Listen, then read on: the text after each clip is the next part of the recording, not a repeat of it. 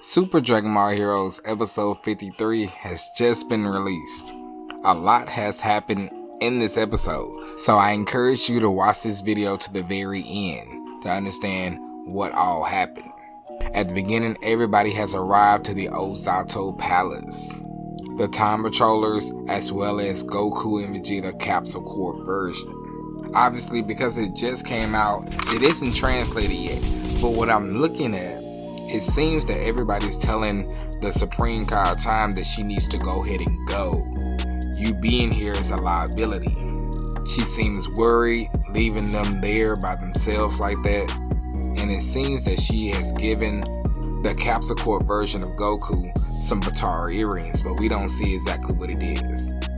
The warriors begin to go straight towards the Ozotto Palace, which they are presented with 5 doors.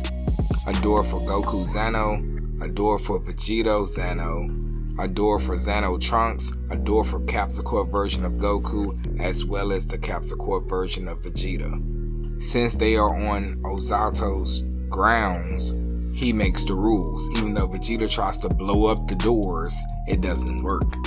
So they all realize they're gonna have to go into their respective doors and fight what's inside. Now it shows Capsule Corp Goku first. He's walking into a dark room and it's kind of giving off the Goku versus Yakon vibes from Dragon Ball Z, the one that ate light energy. The lights did come on with Goku actually seeing Ozotto on the ground sitting down. After they talk briefly, Goku goes into Ultra Instinct Omen to get ready for battle. And as they're fighting, it switches over to Vegeta and Ozotto. They're already fighting, and this is Capsule Corp version.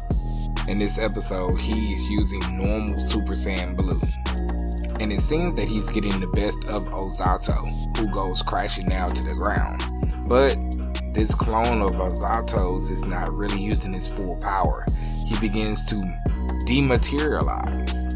And if you can already tell from the thumbnail of this video, yes, Majin Ozotto has ate JANEMBA. Now at this time it goes back to Ultra Instinct Omen Goku. And Majin Ozotto, he's using everybody he can. He's using Turles, Metal Cooler, Bojack. And what's crazy is, when he used Metal Cooler, he was actually able to scrape Ultra Instinct Omen Goku's face. They stop fighting briefly to either comment on the many people he's using, and then they also talk about Vegeta, because all the clones can really see what's going on with the other clones that's fighting. He can tell that Vegeta is about to lose, so he tells Ultra Instinct Goku that, trying to get his hopes up that once he absorbs Vegeta, he's going to be even stronger and you're not going to be able to contend with my level of power. But of course, Goku has full confidence that Vegeta is going to actually pull through. And that's when it switches over to their fight. Switching back over to the Vegeta fight, it seems that JANEMBA, who's Majin Ozotto, is getting his way with Vegeta. The dematerializing is just too much for Super Saiyan Blue Vegeta. Getting blasted up close range, and then also the Warp Blast. They pretty much have a bunch of wormholes with a whole bunch of energy blasts going all at Vegeta all at the same time. Tears his shirt off, he's wounded really bad.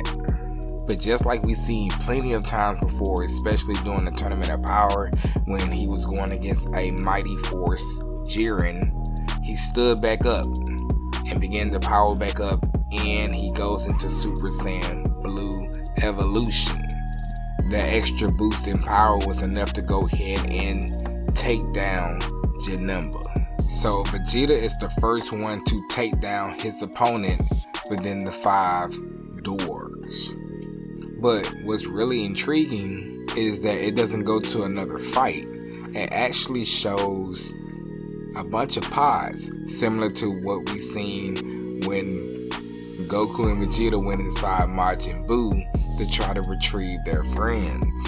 And in one of the pods you see Gohan, his head is sticking out. And what's crazy, he's actually conscious. He tries to struggle and get himself out of there, but he just can't. and then he hears a voice behind him. It's Ozotto. Now what he's saying to him, I don't really know, but I know that Gohan looked over and seen Goten and Trunks as well, but they're not conscious. Only he is conscious. And whatever he said to Gohan had him freaked out pretty bad. So the stage is still set. We now have 4 remaining battles to see. Ultra Instinct Omen Goku versus Ozotto, Xeno Trunks versus Ozotto, Xeno Goku versus Ozotto, and Xeno Vegeta versus Ozotto.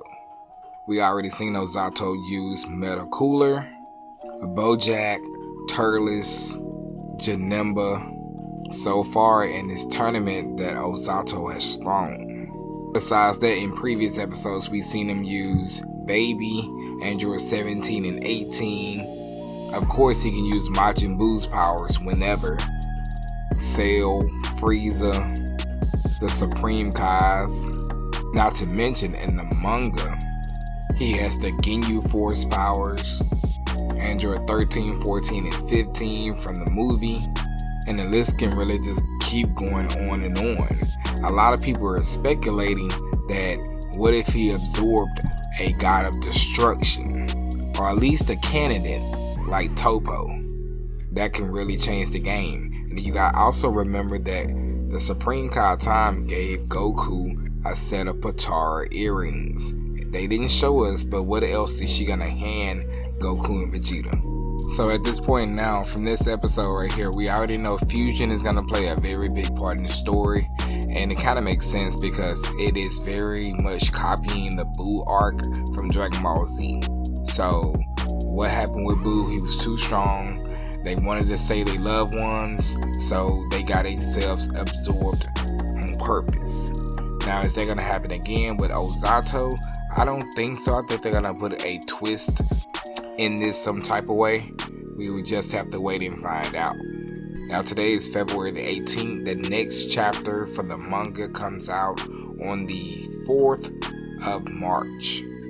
Unfortunately, it's gonna be at least 2 manga chapters that come out before we get another episode. I've been studying when these episodes come out, and it seems it's every 2 manga chapters an episode drop on that month.